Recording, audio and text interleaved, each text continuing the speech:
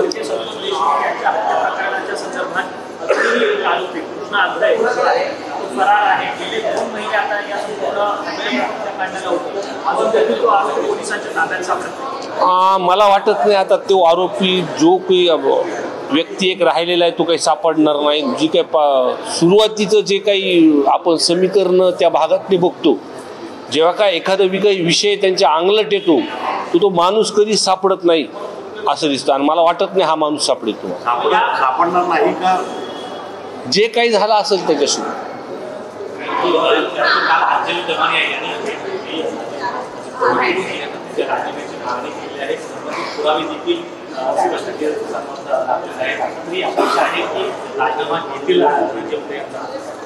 मी अजितदादांच्या नेतृत्वाखाली काम केलेलं आहे.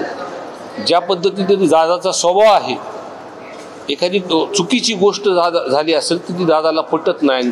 आणि ज्या पद्धतीने तपास जेव्हा सर्व आमदारांनी सभागृहामध्ये मांडल्यानंतर सरकारमार्फत मुख्यमंत्री असतील, उपमुख्यमंत्री असतील, ज्या पद्धतीने बोलले, तिथे SP ची बदली झाली आणि SP ची बदली झाल्या